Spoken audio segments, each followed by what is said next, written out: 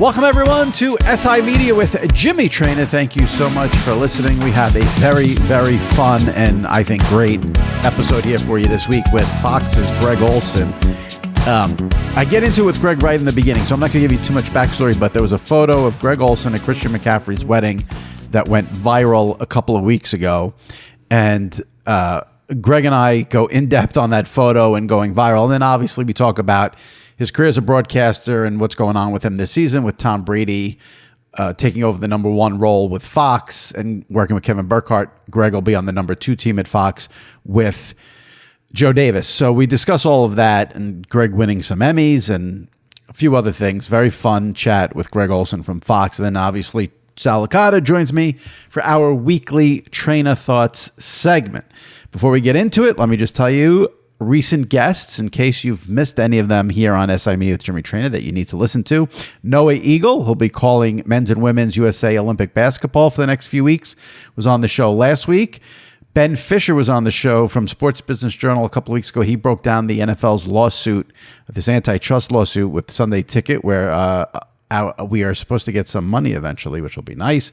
Jason McCourty, leaving Good Morning Football, was on the show 3 weeks ago. Pablo Torre 4 weeks ago. So check those out. Subscribe to SI Media with Jimmy Traina and leave a review on Apple. We'll read reviews on the podcast next week. All right. That's all you need to know. Very fun conversation coming up now with Fox's Greg Olsen, followed by Sal Licata and Traina Thoughts. All right here, right now on SI Media with Jimmy Traina. All right, joining me now, one of the top voices in the NFL, from Fox Sports, Greg Olsen. Also, obviously, one of the best wedding guests you can have. Greg, how's it going? Yeah, and I think of all my accolades and honors, I think the one I take most pride in is that. So I appreciate that. And I'm going to add that to my Twitter bio. You should, because I'm sure a lot of people right now are like, "Oh, let's talk about Brady and Olsen, being with Joe Davis." But we're going to talk about weddings for a long time first, because this is, I got to give people the background and give you the background on this. So I look back, it was the day before 4th of July, July 3rd. So it's a dead day. People are already celebrating the holiday.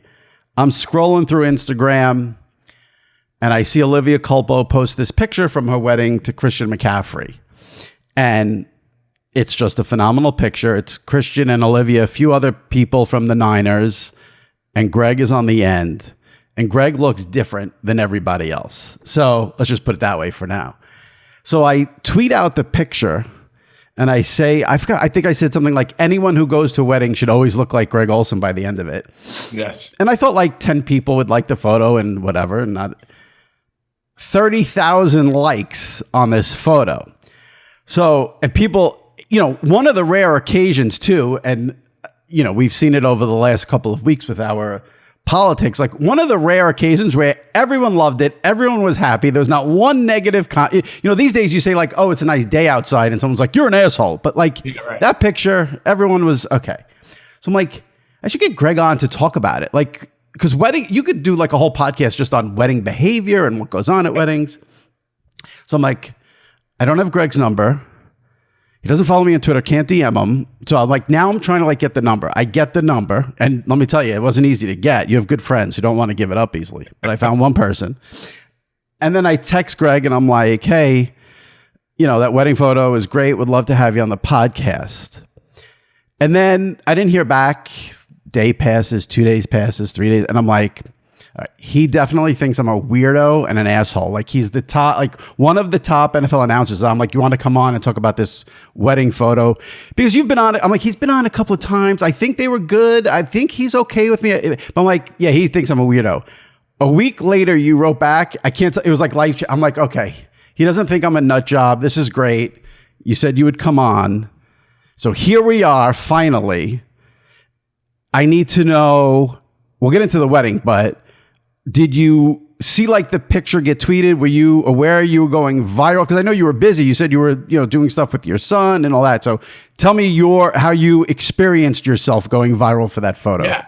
Well, yeah. I mean, yes, you did get it started. So thank you, I guess. But no, it was all in good fun. And the reason I was delayed, and I said this to you when I texted you back. Yeah. So after the 4th of July, once we got through the weekend and whatnot, we ended up going down for a week to Charleston. My younger son, whose baseball team I coach, when you texted me, that's where I was. And I probably like checked my message like right in the middle of a 11-year-old baseball game, and no one knew. We didn't have a left fielder, and we're like my head's popping off. So, Right. and I never got, and then I got back and I was going through, and I always like go through my unread messages and just try to catch up on anything that slipped through the cracks. And I was like, oh shit, I forgot to get back to him on this. So that was the reason for the delay. So I'm glad. And the funny thing about the picture, and, a lot of people took the picture like you did, like, hey, everyone should have fun at the wedding, and you're sweaty and you're dancing and you're having fun with all your friends. Right. It was more that a couple people were like, Greg Olsen's hammered. He had the reason I looked different than everybody was because that was fairly early in like the reception. So like nothing gets to, obviously everyone's been to a wedding. Like you have your seated dinner, the bride and the groom dance, the bride dances with her dad, and we all just like sit there and clap, and you eat your dinner and you have a couple drinks at the cocktail hour, but like no one's partying yet. Right. That's not happening. So you get through all of that, and then we went to inside back into the hotel for like the true party. So that's where that picture was. So when that picture was taken, I probably had a drink at the cocktail hour and a drink. I'm not even really like a big drinker. Like I'm not like, I'm like a social drinker with my buddy. Right. I'm not a big drinker. So I mean, I probably had a drink at the cocktail hour. I probably had a drink during dinner or a glass of wine or whatever. So like we were inside. It was more like dancing, sweating, acting stupid with your buddies on the dance floor. My wife's looking at me side-eyed because I'm embarrassing her. Like it was more like fun, and that's why like I'll back up. Even when I broadcast the game, the second I'm done with my on-camera open, my tie is down, my top button's unbuttoned, and my sleeves are unbuttoned. Like I'm not a buttoned up guy. Like it's just not my thing. So like we got through like the formal aspect of the night, my tie's off and my button's off. So I probably looked different than everybody else because I was probably sweatier than everybody else at that point. Right. I love weddings. I hadn't seen a lot of those guys in a long time. Like we hadn't all been together in one place. We got in on Thursday, all staying at the same hotel, meeting for breakfast, and then just like hang all day through the early hours of the evening before we go to bed. And then you get back up. No one has to drive. No one has to go anywhere. Like you're only there for the wedding party. You're with your friends and guys that I played with, and some of my best friends in my life that live all over the country. Like we got together for the first time in a long time. And we always say like, we tried to give Christian and Olivia the wedding they deserve. And like, that's part of the guest's responsibility. Right. We gave it our best shot. Well, I mean, there's going to be a lot of people listening who are not going to be convinced you didn't have about 12 drinks at that point. But I didn't have 12 drinks I believe the entire night. Right. So that look is more from the dancing and the partying than the drinking. Yeah. If you ask any of my buddies, like anybody that I hung out with, college now, like I'm not a huge drink. Like I'll have a cocktail, I'll have a bourbon with buddies and hang, but like even in college, like that was just never my thing. Like there'll be nights where people are like, oh my God. Oh, and my wife's like, trust me, he's the most sober person here. Yeah. You know what I mean? Like it's almost the joke. So yeah, that was more just like having fun and being with the guys. And yes, I was sweaty, and yes, my hair was disheveled, and yes, my button was was done and all that. But like the party, the formal aspect of the wedding was over. Like we were just having a blast with all of our buddies. Well, what makes it great is everyone else is still looking. I mean, Christian, I'm looking at it now. Christian's shirt is untucked. So, I mean, he's getting a little comfortable, but I think that's Juszczyk. He's in this, and Kittle, like everyone still has, jackets on. So I could see where that's still early in the night. Facial expression. They caught me like mid something. Like if I could have just settled into the picture and just had like a normal smile, I think it would have maybe been not as fun of a picture to talk about. But the amount of people that like I see, I was at the Fox seminar last week in LA, and like Aaron and Carissa and like, catching up with everybody. They're like, we need to know everything about this wedding because it looked incredible. And I was Right. like, we had a lot of fun with it. Did you get caught up in like the Twitter comments? Did you enjoy some of the Twitter comments? Yeah. Again, I think the internet is hysterical. Like there's even times where like you're on the wrong end of a joke or the wrong end of something, but you still have the self-awareness to be like, that's pretty funny. Like I'll give them credit, even though it's against me, like it's pretty funny. So yeah, I mean, you see the memes, you see people are funny. And listen, if you're going to take yourself too serious and you can't just laugh and say, yeah, I had a great time with all my buddies and my wife and all of our friends at a really close friend's wedding. Like if you go to a wedding and you're the stiff in the corner, that's on you. Right.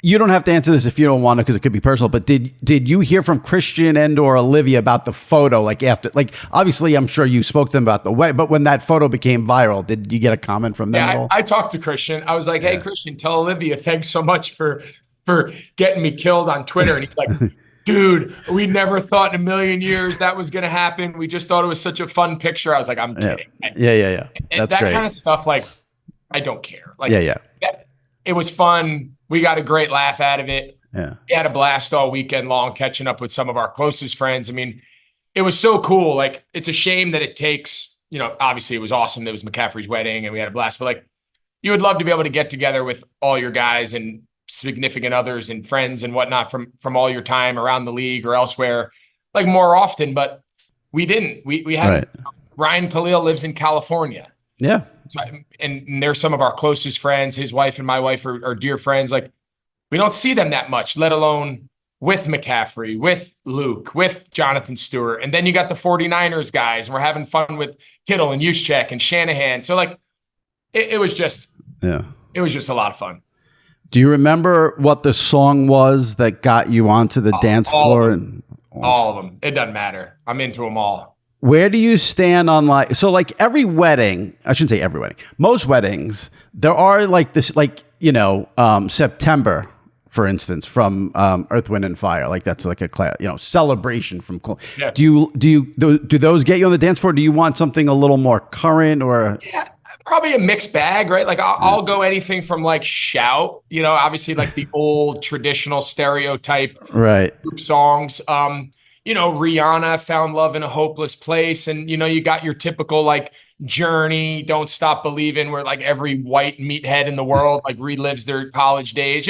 Every song has their different moment, windows to the wall, and everyone thinks they're a rapper for a minute. So like there's a lot of versatility within the song choices. And at that point in the wedding, it didn't really matter. You know what I mean? It's just whatever. And but yeah, it's but there's certain songs that like really, and I have to preface, we hung with McCaffrey like Friday afternoon, like during the day, just to catch up and whatnot, and like all the guys were like, all right, we just need to know like what is the level we can take this to? Like, is there a point where Olivia's looking at us like you're ruining my wedding?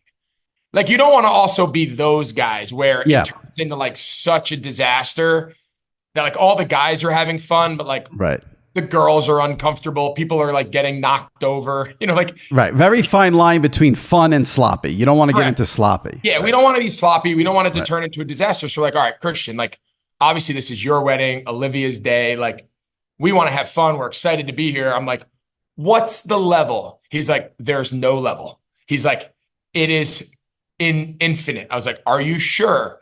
He's like, trust me. And I was like, say less. All right. We're good. Just wanted to make sure we were not going to, Olivia being mad, your buddies are acting like idiots. You don't want that. Yeah. That's a great job by Christian. Look at that. Top running back Olivia in the NFL and then knows how to do the wedding. They had a blast. They were awesome hosts. They know how to throw a party. They were awesome hosts. They brought together a lot of really cool people that we met, a lot of cool people from different, it was a really, really fun 3 days. Never had been to Rhode Island ever. So it was awesome. Yeah, that's great. It was funny too, which I didn't even think would happen. But after I tweeted that photo, I started getting all these responses from people sending me like their crazy wedding photo, like their Greg Olsen moment at a wedding. And it was pretty funny. So that was a fun little offshoot of it. I actually have mine. I should text it to you. Do you have your phone there? I do. I'm going to text it to you. You give me like a grade on what you think this is like me at a wedding, two of my buddies. It's more like we're a little bit too into the song, but I just texted it to you. So give me like a grade on my wedding. God, that's really good. All right, you made me happy. What are you guys singing? Okay, so you look like you're in the middle of like Journey, Don't Stop Believing, and you're screaming. Your boy to your right, my left, looks like he's singing Backstreet Boys. Like, right. I want it that way. Right. And then the guy on the right, I'm not sure what he's doing. Yeah. So you guys got a lot of different emotions going on, but yeah, you could have partied with us. You were good. All right, so this is pretty fucking amazing because we've tried for years to figure out what song this was. And we narrowed it down to 3. And it was either I Want It That Way, oh, there you go, Don't Stop Believing, or Living on a Prayer. It was one of those 3. So you are pretty damn good, Greg Olsen. I know my body language of songs pretty well. So you're a top NFL analyst and a top wedding analyst. That's basically what it comes down to. Have you ever given a best man speech? Only at my brother. Yeah, at my two brothers, I was their best man. So I gave their best man speech. But oh no, I've given 3. My 2 brothers and my brother-in-law. My wife's sister's husband. So I've actually given 3 best man speeches in my day. Were you happy with your performance on all 3 of those? Yeah. My approach, and again, everyone has their thing. I think of like the scene from Wedding Crashers where Vince Vaughn is like giving Rachel McAdams like some tip, or no, Owen Wilson is giving Rachel McAdams like some tips about like BC. So I always go with like the fun, like it's fun and whatnot, but it's it's positive, it's sentimental, blah blah blah blah blah. I don't do the whole like I'm going to get up here. It's not like a roast to me. Yeah. But I know some people have fun with it and whatnot. But that was my approach with all 3 of them. I felt like I did a pretty good job. I don't remember exactly what I said, but I think it was fine. All right. Well, we've spent like 15 minutes on the wedding photo, so I can't thank you enough for doing that. Like I said, I was like, what it is when you send. There's also like when you send your first text to someone to start the conversation, I'm like, can you come on and talk about this photo? It was a little dicey, but now we can talk about football for a little bit. Yeah, let's do it. Because camps are opening. So like this week, I think we're finally getting like the football buzz. It's finally coming. I'm just curious as a player, give me a little background as a player. Like when we're here, camps open July, we're not even in August, but for what is like the player goal right now? Is it just like learn the playbook? Is it get in shape? I would imagine they're already in shape, but like what are the first like 2 weeks of camp?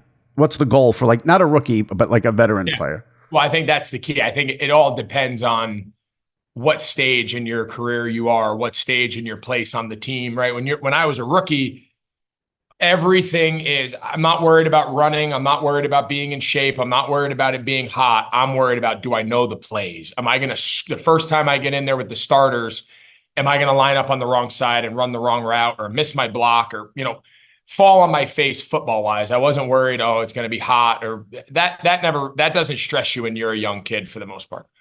So that's all like mental anxiety. You're just stressed. So for the older guys, like when I got older in my career, playbook was zero concern to me. I'd run the same offense for 9 years in Carolina, and 2 years prior to that in Chicago, we pretty much ran the exact same system. So playbook to me was never an issue. I always used to joke with Rivera, like first practice, it didn't matter if I was in year 3 or year 14. There is a layer of anxiety, at least for me, where you train all off season, you feel great, you know what you're doing, you've done this before. But like that first practice, you almost have to like reprove to yourself, okay, I can do this. Like there is a first route of the year against live, first time you put on the pads, the first time you make a block, you haven't done it in like 8 months. Yeah. So there's always that like anxiety of the first time. Now, granted, it's the 5,000th time, but like that was always me. Like I needed to get through that first practice and be like, okay, like I got this. I've done this before. Nothing's changed. I can still do this at a high level. And then the rest of the camp you roll. So like you just need camp to start. What got weird about training camp is nowadays, like you would report and do physicals, and then you'd have a night meeting. And then the next day you might have a conditioning test and then afternoon meetings. And you were there, you felt like for like 48 hours and you've yet to be on the field.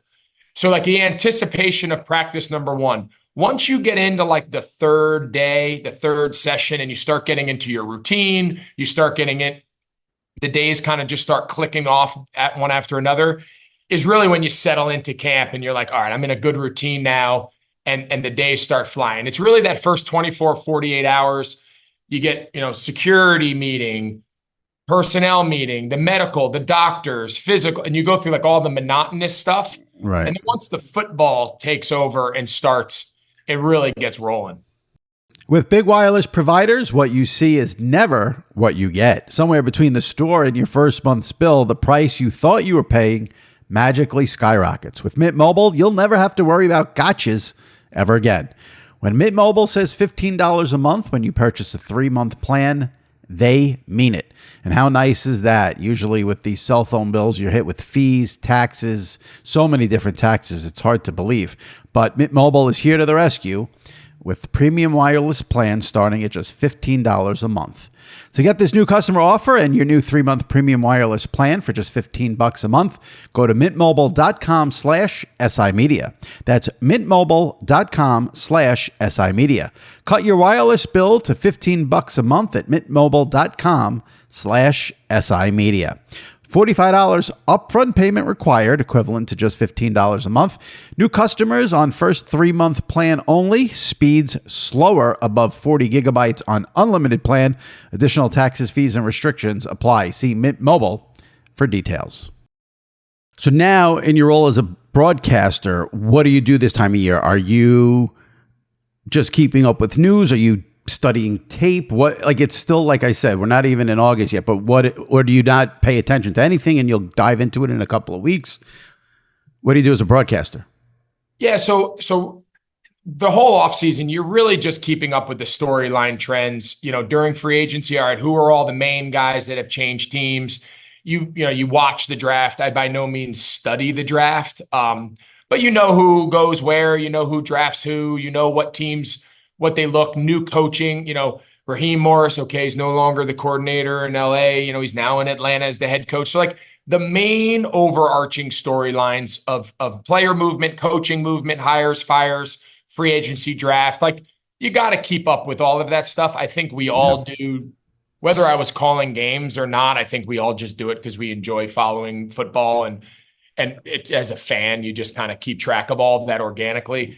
Yeah. Now, these next couple of weeks, I would say starting maybe next week, we know our opener. So we'll have like Atlanta, Pittsburgh is my game. So they can send me articles from like the local beat writers, the local reports, even if a national person goes and does a story on Russell Wilson, and Mike Tomlin, whatever. Like, yeah, I'll wake up every morning and I'll start getting clips and articles about training camp and this young rookie. And I'll breeze through them, maybe not every day, but a couple times a week. And if I keep seeing some young rookie receiver who every day gets talked about for making plays, I'll make a little note, like keep an eye on this guy if he makes the roster, if he's so you just start reading stuff and familiarizing you with new players. How's Kirk Cousins doing? How's the new offensive system? What are they saying about the coordinator?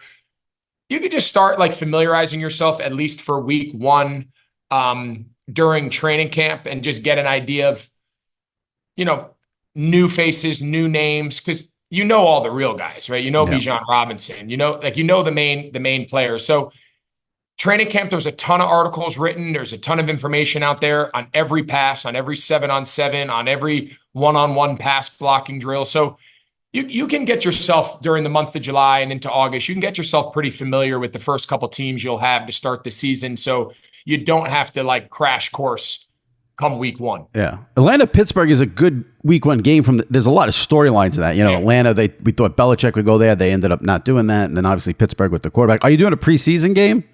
No preseason game this year. So that'll be my first game that our crew will do down in Atlanta. How sick of you are talking about the Brady thing? I would imagine you probably have had it already. No, to be honest with you, I'm not. All right. Well, because now we're in like a different phase of it. Like it was like we were waiting and waiting. Was he going to actually do it? Now he's doing it. Now it's official. So like, I guess I'm at each phase. You're probably has different questions about it. Yeah. And listen, we all, at least you hope most people, like, you know what you sign up for. I've gotten to know Tom now over the last couple months, spent a lot of time with him last week in LA at the seminar. He's been awesome. It's been great to just get to know him personally. I didn't know him that intimately when we were playing. Obviously we had seen each other before and just knew each other from playing all those years. But, just getting to know him, getting to learn about his family and hearing him talk about his kids. Like, it's cool to see the human side of him and just kick back and hang and just get to kind of know him and whatnot. So I've enjoyed my time with him. He's been nothing but respectful and nothing but professional through all of this, which has been amazing. And I've tried to be that, in return to him. So yeah, I mean, I have no animosity or ill will towards Tom. I mean, I think everyone is excited to see what it's going to be like, what's his perspective going to be, what's his style going to be.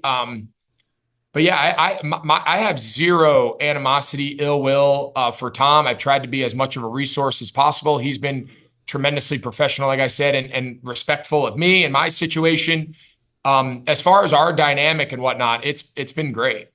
Has he hit you up for broadcasting advice? Yeah, we've spoken a lot now, a couple times on the phone. Obviously, spent time together, like I said, in LA last week. Both personally, just getting to know each other and kind of shooting the shit, but then also talking the industry and, some of the things that when I first came out that I had to learn the hard way and things that I look at very differently now going into year 4 than I did going into year 1. And there is an element of you don't know what you don't know. And I think he's doing a really nice job picking people's brains and getting people's opinions. And obviously he's got the best partner, you could ask for, especially for somebody learning the industry, and Kevin, which was kind of my biggest advice. I was like, when all else fails, just ask Kevin and just do what he says. Cause that's what I've done for the last 3 years and it's served me very well. So yeah, he's been very open-minded. He's been very respectful, been very, thoughtful and engaging. He's been great. Take out Brady. Forget Tom. Is it weird or strange for you at all after 2 seasons of being on the number 1 crew that you're going in as the number 2 crew, or you're doing a game? It's the same exact thing. What is just difference between going into a season number 2 as opposed to number 1? Yeah, so I guess I look at it like 2 ways, right? First and foremost, the crew that I'm going to be with this year. So our producer and director, Pete and Artie, they were the producer and director my first year with Kevin, my first year doing it back in 21. So these guys I've worked with, I've called a full slate of games with them. I know them really well. I know their style. So they're world-class producers and directors. They've been doing this for a really long time, and they're awesome at what they do, as were Russo and Z, my producer and director last year, obviously calling a million Super Bowls and being some of the best in the business as well. So and then factor in Joe Davis. I've worked with Joe before. Joe would fill in for Kevin when he was doing baseball, back in 21. So I've done multiple games with Joe, probably 4 or 5 maybe. So I've gotten to know Joe both working and also personally. So and obviously Pam is a legend, right? And again, worked the entire season with Pam. So I don't look at this crew as being like, oh my God, I can't believe I have to go call games with these crew. Like, these guys are world-class at what they do.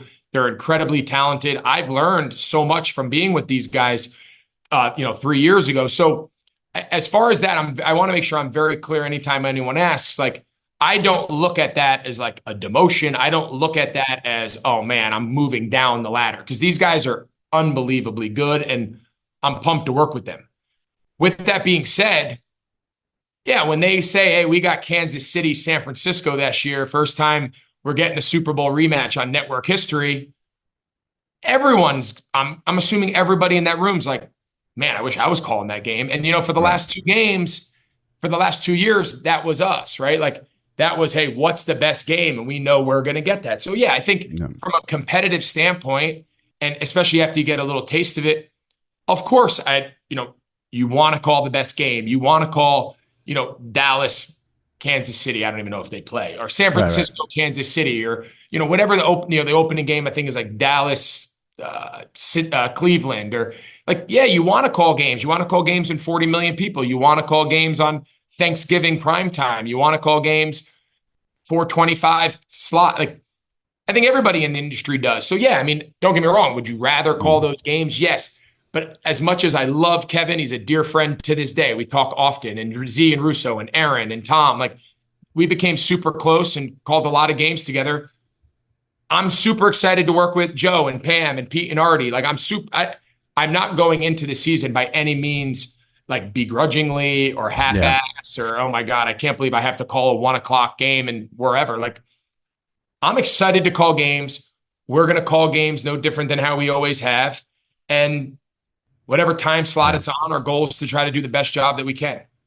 It's funny you said what you said about you don't look at it as a demotion, because obviously in doing research before you came on, I did a quick Google search for Greg Olsen, and there's a lot of articles like, Olsen demoted for Brady or Olsen replaced by Brady. And I'm like, it sounds so like the connotation is so negative, but I don't look at it that way in your case, because like this wouldn't have happened for any other person basically, except for Tom. Like, so it's like, it's not about you. It would be anyone in that spot would have been brought down to the second crew for Brady. So, I was wondering if like the wording of it ever bothers you or annoys you a little bit, because what else can you say? I mean, I guess you were replaced, but we knew it was going to happen. It wasn't like they were like, Greg's not doing well, we're bringing in Tom. It was like, this was the plan.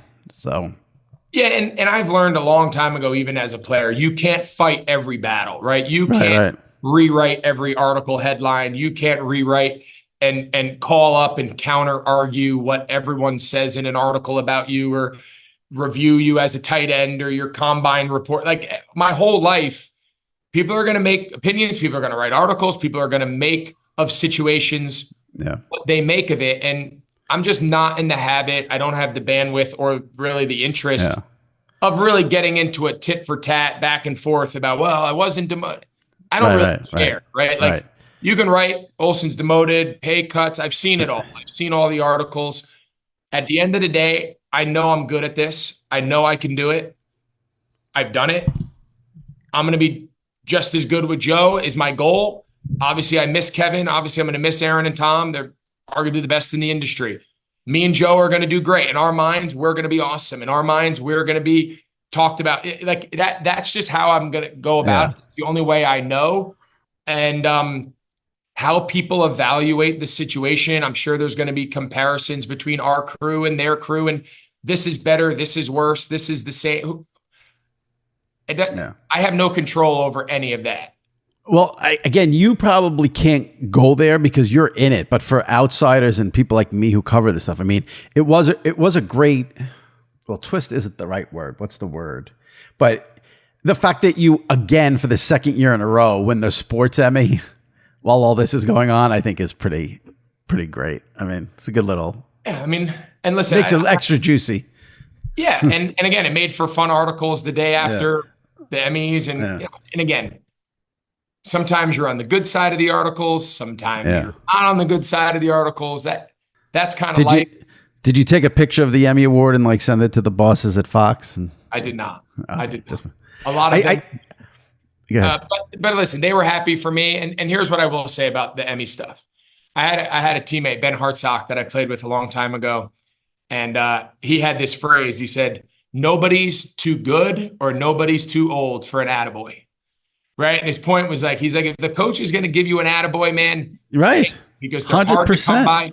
So it's kind of the same thing here. Like, yes, I'm older, I'm experienced. I'm not living and dying with an Emmy in this. But I'll tell you what, like anyone that says it doesn't feel good, anyone that's saying, yeah, it's better than not winning one is lying. They're lying because they're trying to sound cool and nonchalant. Absolutely. Like, when you're recognized for your work, when you're recognized in any field, when you're recognized for your hard work, achievement, people respond to what you're doing, people relate and connect with what you're doing. It's really nice validation. It's nice to know that it's being received, that the hard work is not just floating into thin air for no reason. And at the end of the day, our role as broadcasters, as media members, is to connect with our audience in a unique and a fun way that's engaging and makes these people want to come back next time. And that's what we try to do. And it was deserved. Last one on this, I promise. I thought Comedy Central missed a great opportunity. It's all right. If you have to run, let me know. No, Okay. Go. I thought Comedy Central missed a great opportunity by not having you be one of the roasters at the Tom Brady roast. Would you have said yes if they asked? I would have said yes if they asked beforehand. After watching it, I'm glad I wasn't asked. Right. Does that makes sense. 100% it makes sense. Because I think everyone sort of feels that way. Whether the person's in on it, all right, and obviously he was a great sport and we all watched it. That's not really like my kind of humor. It's not really like, I don't know how comfortable I would have been if that's what the writers like wanted me to go down. I don't know how comfortable I would have been, but like when I found out they were doing it, I was like, oh my God, like how many fun jokes. Like if Tom and I were both like in alignment to like really play off this. Yeah. A lot of the things we could have really said, I think would have been funny and we could have kind of really embraced it and dove into the whole dynamic of the last year. But but beforehand, if they would have talked to me about it, I would, it would have been, and obviously Tom being part of it would have been the reason I would ever do it, just in good fun. Afterwards, I was like, ooh, yeah, I'm glad, Yeah. Well, I think you could have you could have done it without the jokes about Giselle and his kid. I mean, you could have been in there and be like, this motherfucker took my job. And like, at least then. Yeah. Almost more like Drew Bledsoe, which I thought was kind of funny. Yes, exactly. Yeah. Yeah. But you would have been a much better surprise guest than Ben Affleck. He wasn't great. No. We could have leaned into it. The Comedy Central people apparently didn't have the, I don't know, the foresight, I guess. I don't know. Let me ask you, I know you probably got to run, but I'm just curious because I know they just had Tight End University and it's you and Kittle and Kelsey. Yep. Give me, like, I see so much about it. It looks like the most fun thing you could possibly do. Give me and the listeners, if you don't mind, just like a summation of like how long it is, what you guys do, what the goal is, how much fun is involved, how much football is involved. Because we see so much about it. I'm just curious. And all you guys look like, hanging out with you, Kittle and Kelsey, I would imagine is never a dull moment. The best part of the event is I feel like now after our fourth year, we've struck a really good balance between football, which is still the core, that's the anchor and the foundation of what we do. We are in Nashville for 2.5, call it 3 days of football. That is why we're there. That is the foundation. That's the inspiration of the entire event. But we've also gotten to the point and said, hey, we're not going to do football for 15 hours a day. So when we get our football done and we get our stuff done during the morning and the afternoon, our meetings, we do classroom talks, we do presentations, then we go out on the field, we run routes. It's real work. A lot of the guys do like weightlifting in the morning and recovery stuff. It's real preparation for the season and training camp. When all that's done, then we have a lot of fun and we take care of the guys. We throw a really cool welcome party. We put them up in a really nice hotel in Nashville. This year we did a Bud Light sponsored party right there in downtown, right there on that main strip in downtown Nashville. And we had Jelly Roll and Chris Lane and like world-class performers. And it was called like Tight Ends and Friends. But we sold tickets and there was general admission. The place was packed. And obviously all of the family and friends of the tight ends in town, come and take in the concert. So we try to do as much fun at night, dinners, parties, great fellowship, connecting the guys around the league. And I think that's really the beauty of the position is, you got George Kittle and Travis Kelce and all these, these stars that the top of the game, and they're in there and they're like giving their secrets. This is how you do these routes. And they're showing clips and Kelsey's talking about how he adjusts his routes on the fly. And George Kittle's doing a presentation on run game and pass blocking. And just, you're hearing from really, really interesting, Dak Prescott is there. And we have an opportunity for the quarterbacks to talk and say, okay, from the perspective of the quarterback, here's what you need to know as a tight end, a receiver, whatever. So it's really a unique event. I didn't know non-tight ends were allowed. We have quarterbacks because obviously somebody's got to throw the ball. Right. So Kirk Cousins was in town. He sat in on all the meetings. Dak was in every meeting. Last year, Josh Allen was there. Zach Wilson's come. So we've had really good quarterbacks over the years, and which is a whole different perspective, and I think it's valuable for the young guys too.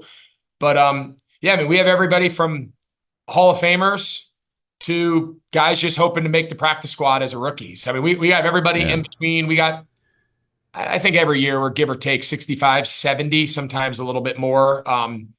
And it's just a really cool event. All of the excess proceeds that we get from our sponsors all goes to charity. I think we gave like $600,000 in charity this year away, mostly in the Nashville surrounding area to the youth organizations there with our partners.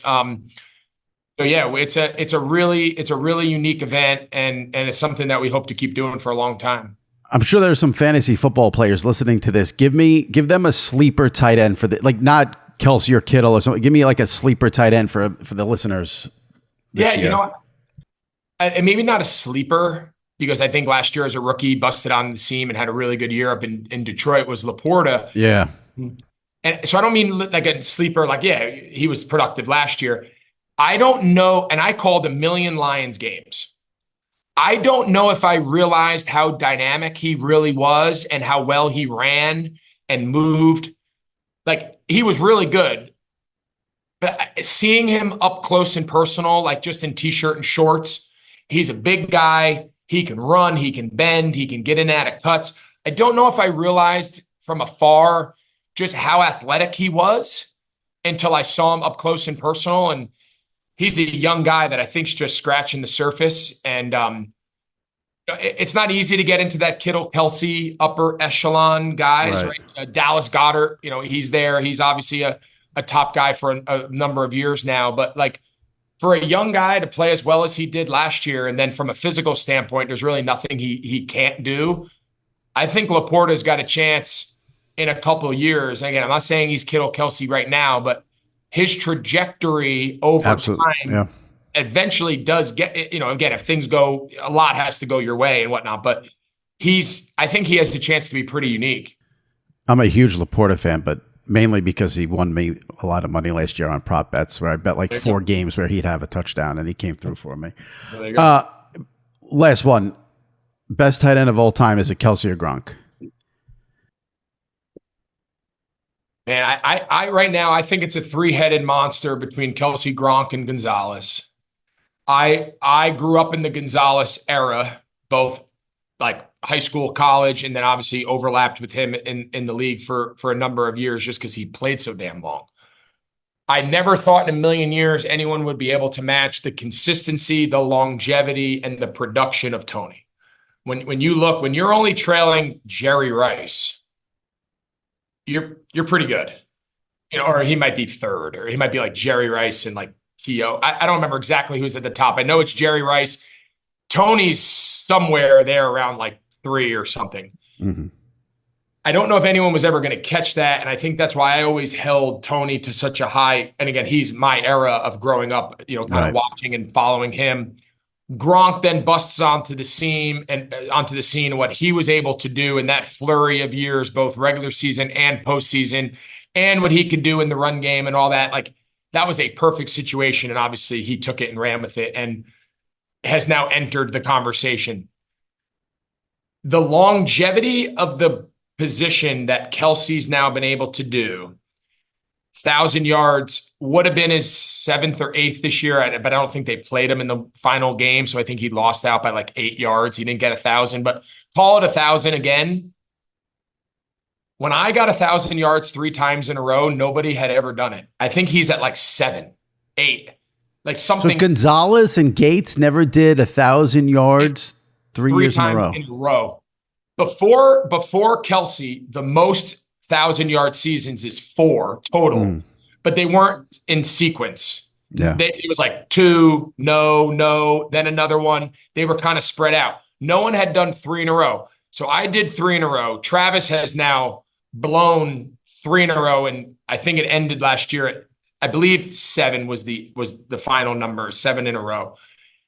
If he can continue to have 2 or 3 more seasons at around that 1,000, plus what he's done record breaking in the playoffs, the amount of playoff games, and obviously that goes a long way into accumulating those numbers. I never thought I would say this, but in 2-3 years from now, if he has another 2-3 like he's had, I think when he steps away, I think Kelsey might be that guy. Plus, I mean, as long as Mahomes is healthy, they'll probably win another Super Bowl or two in the next few years too. You got to figure, which obviously helps the conversation. So yeah, because he always has big games in the he has big games usually in the postseason. I think he only trails Jerry Rice in postseason production, which is remarkable. Yeah. I know you probably got to run. I want to give you, since you were so nice to come on and humor me with all that way. If you want, I know you do a lot with youth sports. If there's anything you want to plug, talk about, I know it's a big thing. I know you have a podcast about it. Anything you want to say about it, plug. I want to give you the floor and do it, whatever you want people to. If you want people to check something out, let them know. Yeah, so we announced that we announced the big seed fundraising round a couple call it months now, I guess. It's a podcast company that we started called Youth Inc. And now we've kind of expanded it to more of like a platform. And really long story short, what it's going to be is it's going to be a content-driven youth sports marketplace where we've partnered with some really interesting content creators, and we're continuing to add more and more ambassadors to our content group as we speak. We're gonna launch this fall, officially like go live with a lot of our content we've created. Not only of myself, but of a bunch of other content creators that have joined. And that content is really going to be like the spearhead towards our brand awareness and understanding that we want to be like a utility in the youth sports world for education of coaches, players, parents, best practices. What does this journey of youth sports look like? And it's a very complicated and very strange, ever-changing world. For anybody raising a kid, boy or girl, and playing youth sports, it's kind of home shaking their head listening to this. And then the real unique aspect is Ryan Bays, who was a longtime executive at Fanatics. He's come on as one of our co-founders, and him and his team is building out a youth sports marketplace to really consolidate, how you purchase fan wear, team wear, gear, uniforms, jerseys, equipment, all things. Think of the Fanatics of youth sports in a general sense of a marketplace. So the idea that we have this content to commerce structure and this one general platform that can really service all of the needs of the youth sports space. The content will go live in the fall to start building that momentum, and then the market, the e-commerce backend website component will be live at the first half of 25. And we think it has a pretty cool opportunity to not only be a great resource and a tool for the youth sports marketplace, but also streamline a lot of very fragmented elements of what that world looks like, both from a educational standpoint and best practices, but also from just how do I order my kid a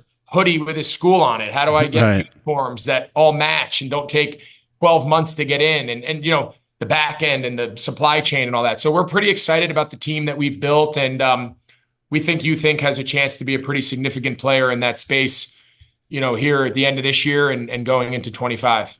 All right. You Think, everyone check it out. And we will be hearing you hopefully soon. What about 6-7 weeks away from the NFL season, and the big takeaway: Greg was not hammered, barely even drunk in that photo. That is the big takeaway from this podcast. It's a fair assessment. Do you have? I know the football. Do you have any weddings coming up in the next? No, I'm done. No, I'm done. And you'd have to be a barbarian to get married during the football season and do that to your friends. So this is the last month here for people to go to weddings. No weddings during the football season. All right, finish Greg. Yes. All right. Greg Olsen from Fox. Appreciate it. Be well. Take care. Thanks.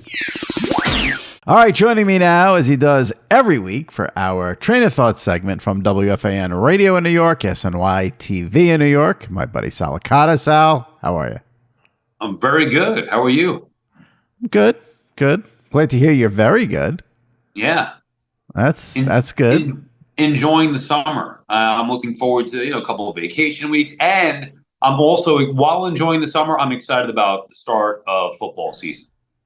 It's starting. I had Greg Olsen on. We're starting to. I saw your tweet about the broadcast teams, and I could feel, even though I didn't talk to you yet, I could feel your excitement for it, and I just know that it's coming. Yeah, I'm looking forward to the Catalan Jason McCourty Tiki Barber team. They move McCourty up to that team, and Catalan is great. So I think that's going to be a good team for CBS. I think they're like the fourth. CBS has Nansen Romo, Ian with Charles Davis, Harlan and Trent Green, and then Catalan, McCourty. And I don't usually like three people in the booth, but that I think that could be a good booth. It could be a really good booth. Yeah, I liked them last year because I love Matt Ryan and Tiki's my guy. Like I work with Tiki, so I was curious because I love Matt Ryan and Tiki. So I did him on 3-man booth in that particular case. Matty Ice now being moved to studio, of course. But even just reading the tweet and seeing the pairings, I could not only feel your excitement, I feel the fall. I know it's summer, but I started to envision on the couch and the chip. I'm not there yet. I'm not there yet with the fall, but the training camps have opened. Did you see what I posted? I put it on Twitter and Instagram. That's when you know. When I put it on both, that's when you know it's important. The sweatshirt that Braxton Berrios wore to camp. I did see that. This is why he deserves props. It's not that he wore a shirt that just said The Sopranos or had the Sopranos logo on it. The shirt that Braxton Berrios wore to the first day at Dolphins camp on Tuesday was an image of one of the promotional posters from like one of the seasons. That's taking it to a next level. You deserve credit. Now, would you, because I did see that. No, I would not wear that shirt. No. Okay. Right. I'm not. Well, I don't know, but I don't. Well, I mean, I have like a shirt. I have like a Vandalay Industries shirt. Okay. I have a That's Baseball Susan shirt. I don't know if I'd wear the faces of Junior and Christopher and Adriana and Paulie Walnuts. I don't know if I go that far. It's a nice poster. I don't know if it's a nice shirt. But I'm just like a loser blogger. Like he's an NFL player, so they need, fashion is their whole thing is fashion. It's like, these NBA players, when they show up in the arena now, it's a whole thing about what they're wearing. So I would wear it. Wear it. Yeah, for Braxton Berrios, I think it's fine. It's loud. It was cool. It was a cool shirt.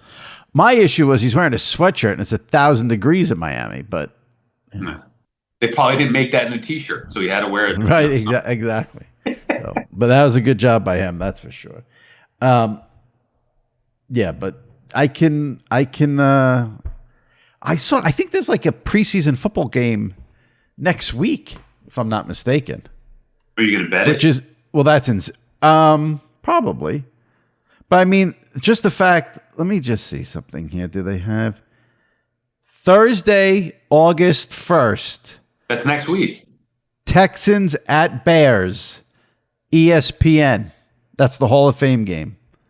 I mean, these games though are so tough to watch. No, I agree. But your point about football returning 1 week from Thursday, August 1st, we'll have a game on the television.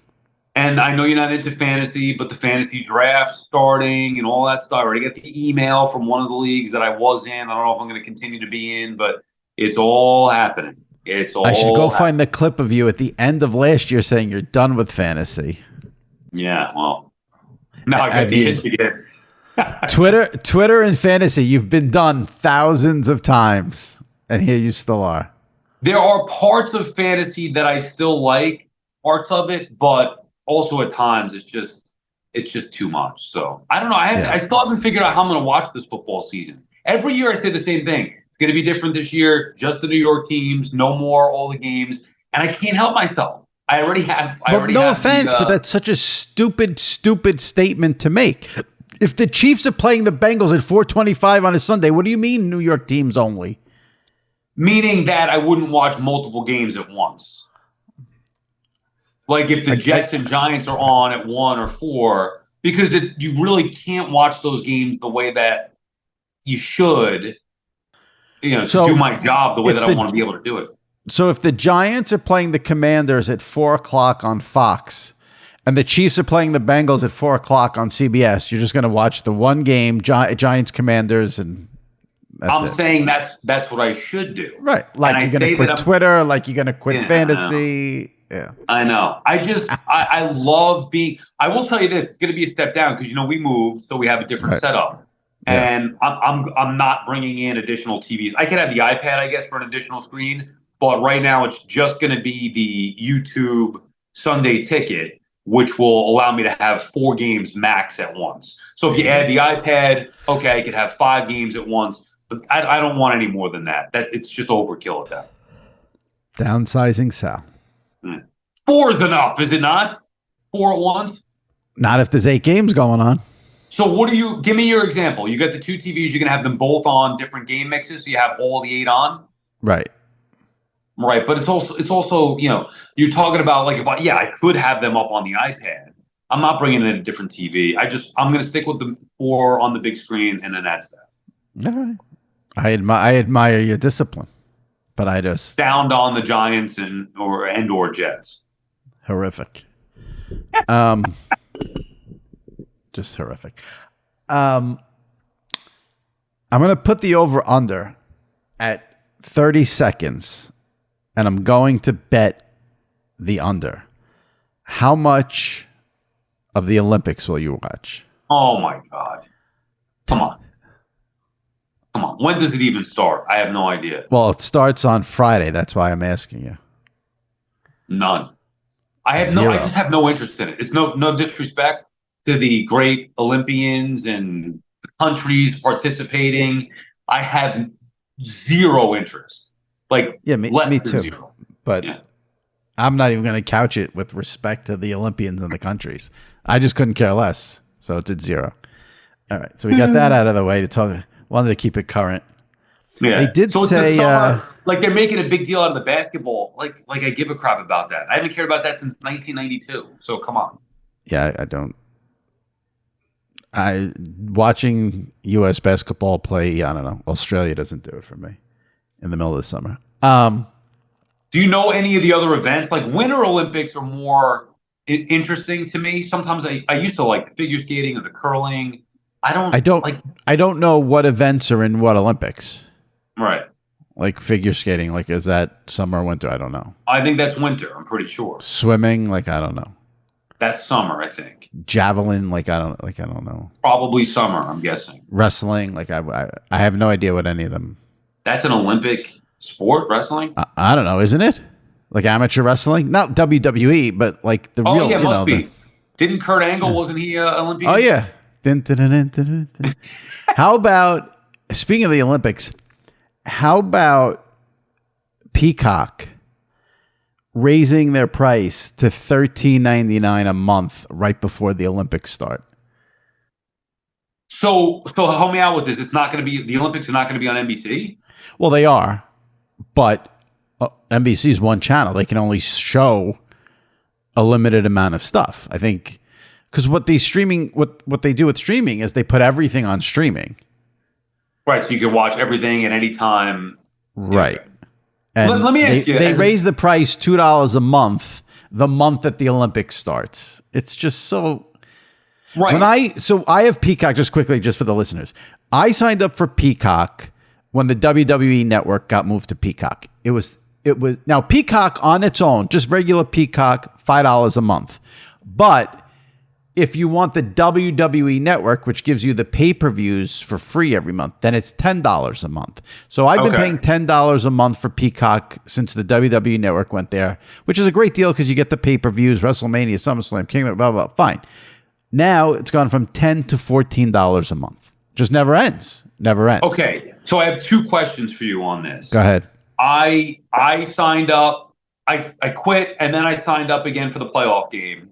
Quit, so I'm clean with that. I'm not connected to Peacock at all.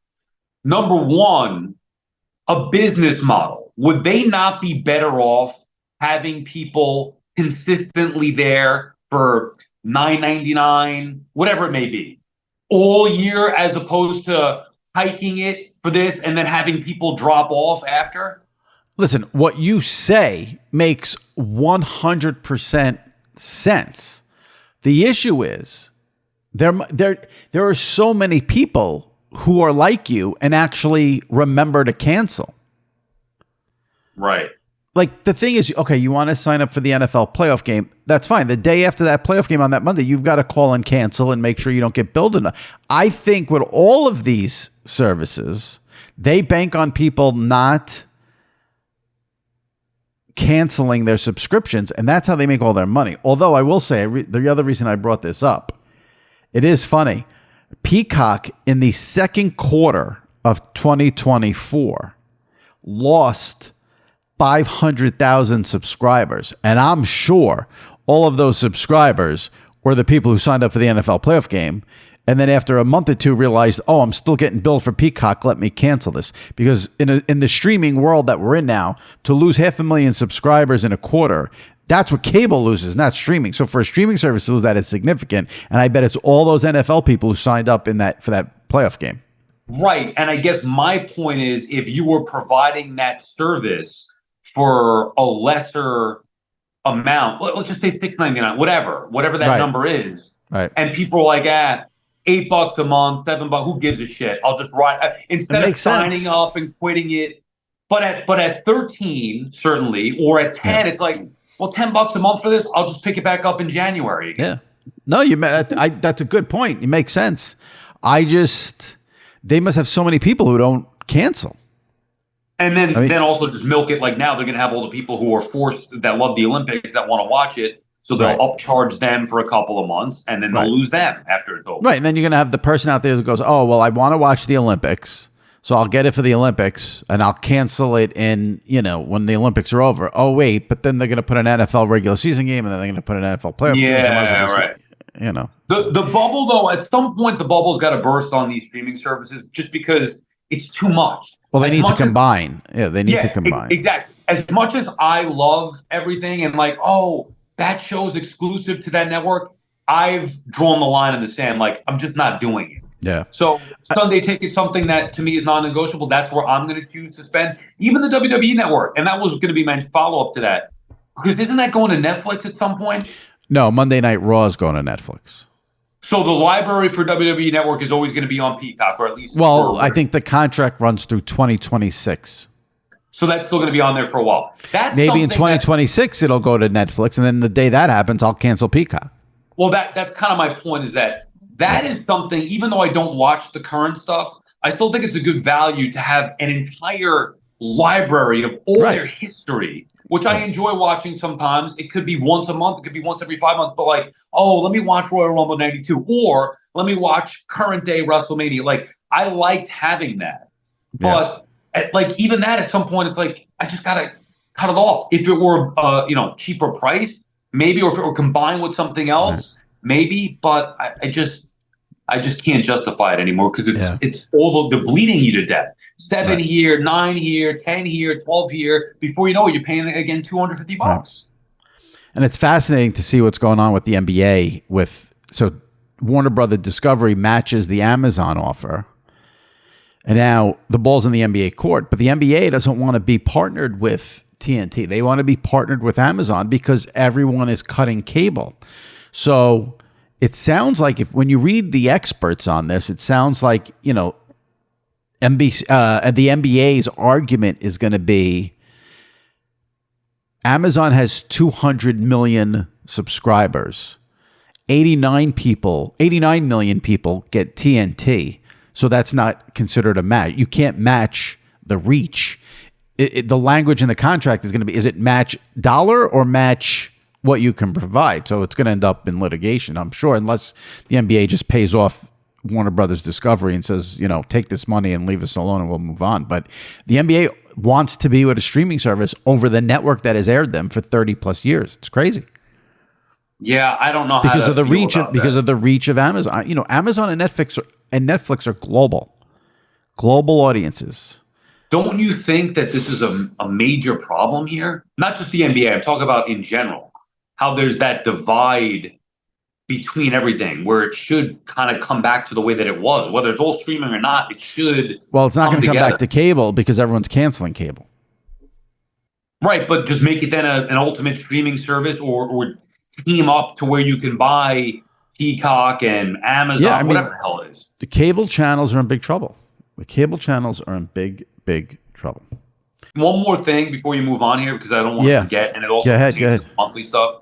So you recommended the Michael Richards book, and I subscribed to Audible, which I used to love, but even that I think now is like $19.99 a month or whatever. But I got a month. But that's unlimited credits.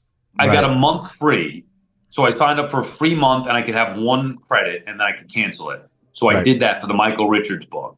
I loved that book so much He was so good. It was 15 hours of just entertainment, education. It was a perfect escape. Him and his words performing that, reliving the Seinfeld moments and his career.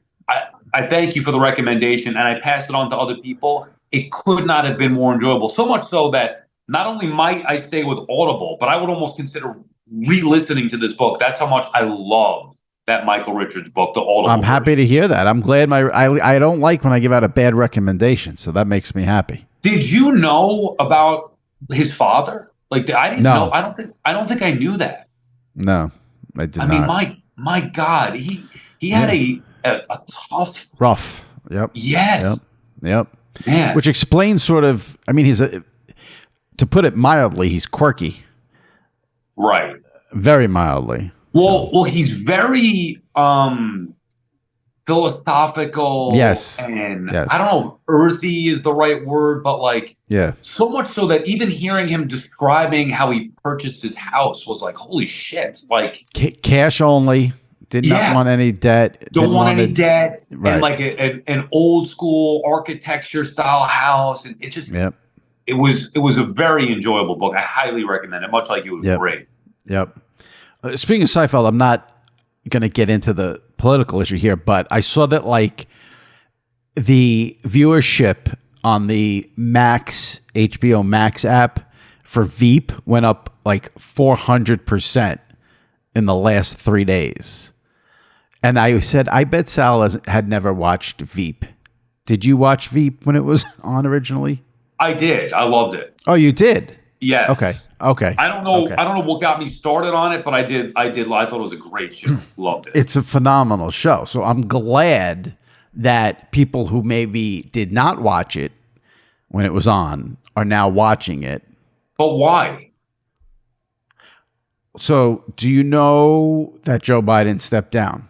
Yes. And he's not going to. Okay. Do you know that it's likely that Kamala Harris is going to run?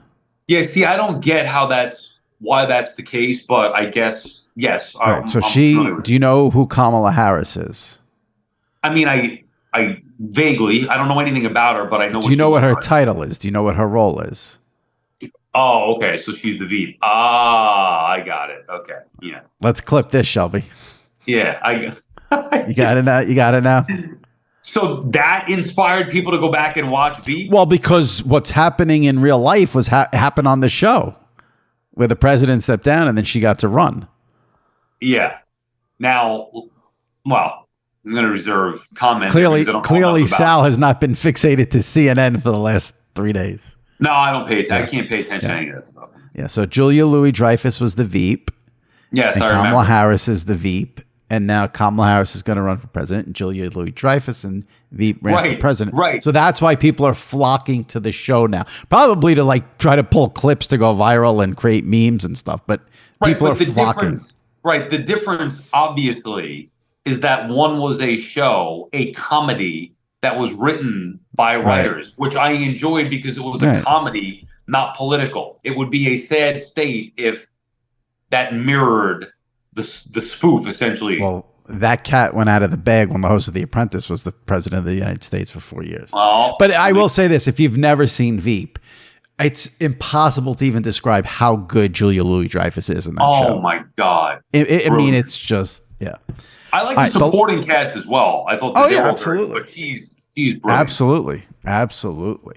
All right, last thing here, because I said I got to get Sal's take on this. I need Sal's take on this when it happened. So there is this whole thing, I wrote about it one of the days this week, where there is this trend where the Phillies' Nick Castellanos seems to always homer on big news events. So on Sunday was the day Biden announced he was not going to run for re-election, and then Castellanos homered.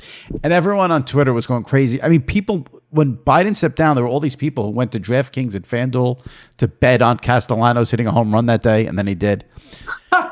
And I was like annoyed on Sunday by the amount of tweets, and I'm like, this is just like a coincidence type of thing. Like, why? Like, the fact that people are so into this annoyed me.